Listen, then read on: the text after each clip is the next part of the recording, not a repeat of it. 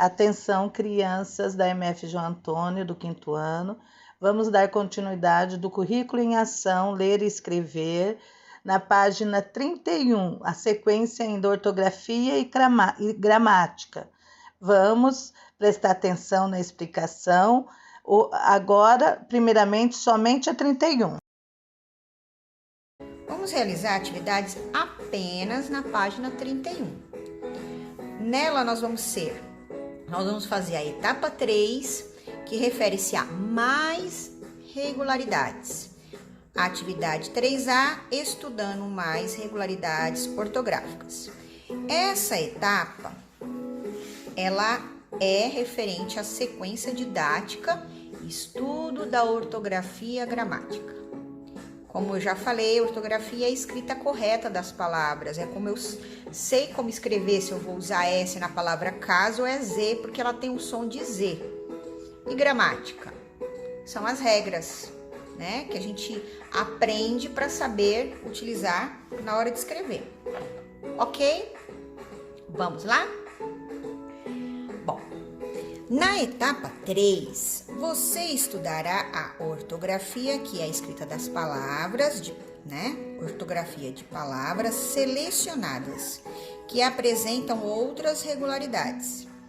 Em duplas, realizarão 2 tarefas. Descubram o que tem em comum as palavras terminadas em S, além do fato de serem escritas da mesma forma.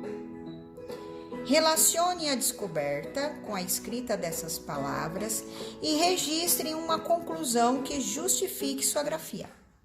Então vamos lá, nós temos as palavras aqui. Francês, japonês, português, finlandês, neozelandês, chinês, inglês, holandês, havanês, pequinês.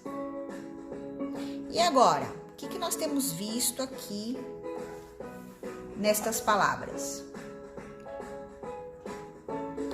Nós temos algo em comum. O que dá pra gente observar? Aqui fala pra gente ver o S, né? Mas só o S que é igual. Ó. Todas elas não tem um Ezinho antes, ó. Né? Então, eu tenho o Es, na verdade, ó. Em todas elas, ó. Até vou pegar o meu, pra gente observar isso, né, ó. Francês, japonês, português, finlandês, neozelandês, chinês, inglês, holandês, havanês, pequinês. Certo? O que vocês conseguem perceber? O que a gente tem de regularidade? Uma delas é essa, né? Que todas as palavras que são descritas aqui, elas apresentam a regularidade do quê? As terminações es. Essa é a primeira observação. E qual a outra que eu também posso ver? Ó, francês. Você acha que eu falo a francês ou o francês? É o, né? Então, é masculino. Eu falo a japonês ou o japonês? É o japonês. Porque se eu for falar o feminino de francês, é francesa. O feminino de japonês, japonesa. Então, vocês perceberam a diferença? Português é o português. Finlandês, o finlandês. Neozelandês, o neozelandês. O chinês, o inglês, o holandês, o havanês, o pequinês. Certo? Né? Então, 2 coisas que eu observei. Eu observei que são palavras masculinas, refere-se a isso. Então, eu vejo que terminam com es e que são masculinas. Então, essa é o quê? Uma regularidade, ou melhor, 2 regularidades. Vamos já começar a colocar, porque eles pedem pra gente descobrir, já descobrimos. Então, o que eu posso pôr aqui, ó? Todas as palavras descritas apresentam o quê? Como regularidades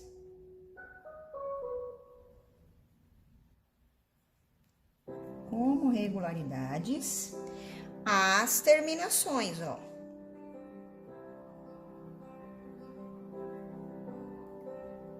Quais são as terminações? Em, eu vou pôr entre aspas, es, certo? Mas só isso?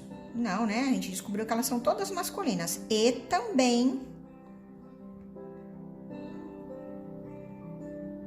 o que? Referem-se o que? A palavras masculinas.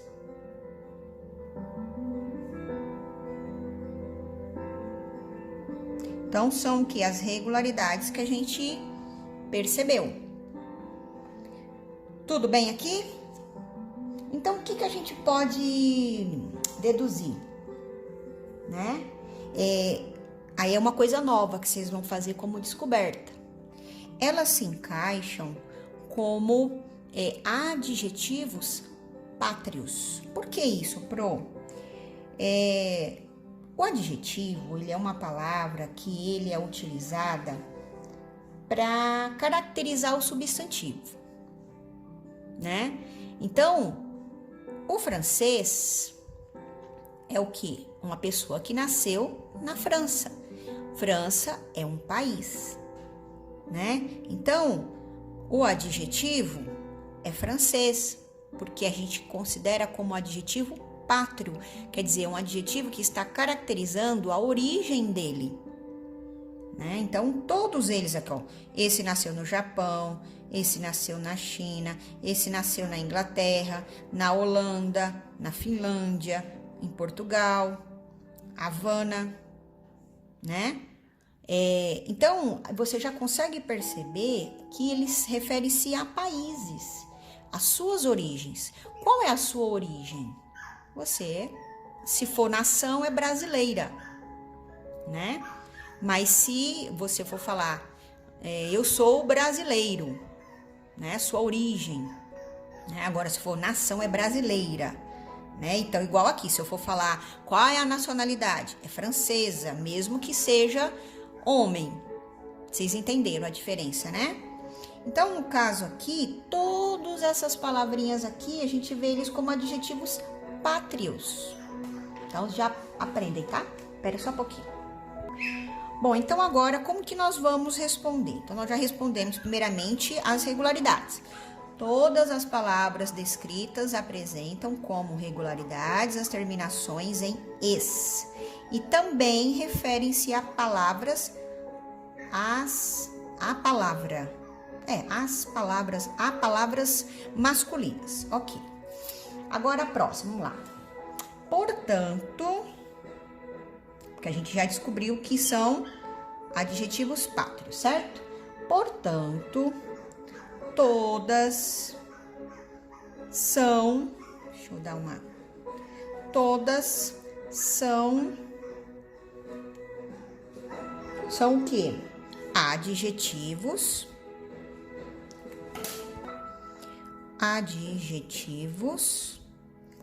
pátrios.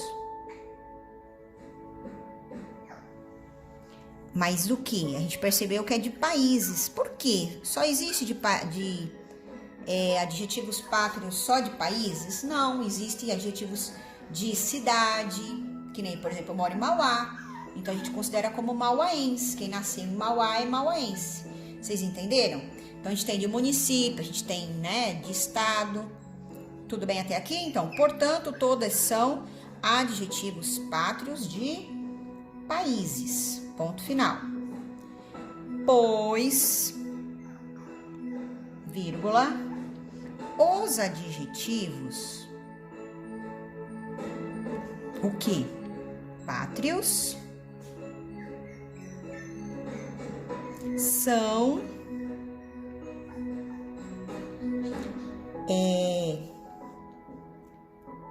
vamos ver,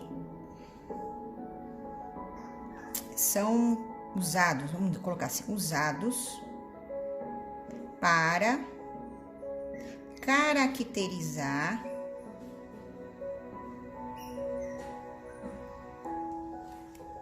o que? Pessoas, certo? Ou coisas de acordo com o estado. Vamos ver se cabe aqui, peraí. Tá torto, né? Vou mais pra cá. Vamos ver, com estado, cidade, região, etc. Tudo bem? Então, o que vocês aprenderam hoje é isso, que os adjetivos pátrios são usados para caracterizar pessoas ou coisas de acordo com estado, cidade, região, né, país. Tudo bem? Eu vi um pontinho aqui, mas esse pontinho não existe. Tudo bem? Então, aqui fica essa atividade e eu espero que vocês tenham entendido.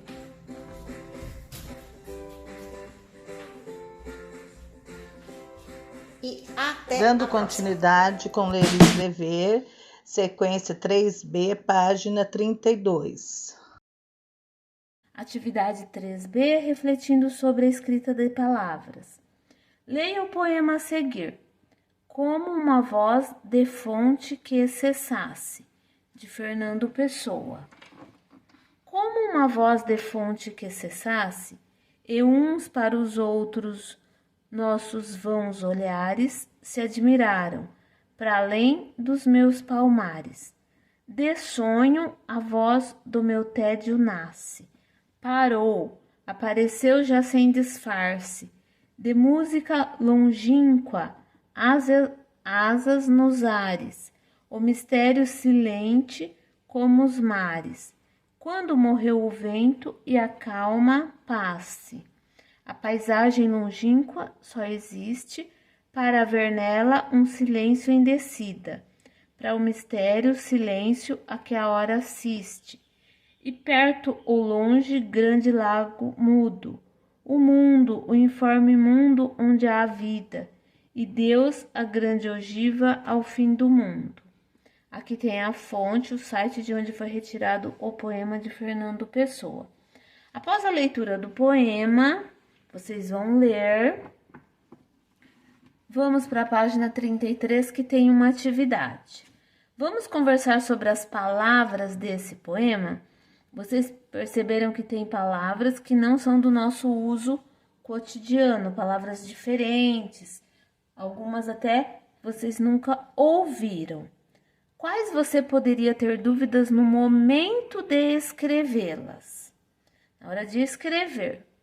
Durante a leitura, quando identificarem palavras que possam causar dúvidas quanto à grafia correta, vocês poderão sugerir aos colegas e professora para registrarem no quadro e discutirem sobre elas. Anote as palavras sobre as quais você tem dúvidas nas linhas abaixo. Então, palavras que você acredita, que você acha que você teria dúvida se alguém fizesse um ditado, por exemplo, ou se você fosse escrever um texto e quisesse escrever essa palavra, você teria dúvida se fosse com S, 2, C cedilha. Uma que a gente quase não usa seria cessasse, de cessar, né? Olha aqui, 2 S e ainda começa com um C. Essa eu acredito que todos teriam dúvida. E aqui você vai anotando as palavras que você acha que você teria dúvida se fosse escrever sozinho, sem um texto de apoio, certo?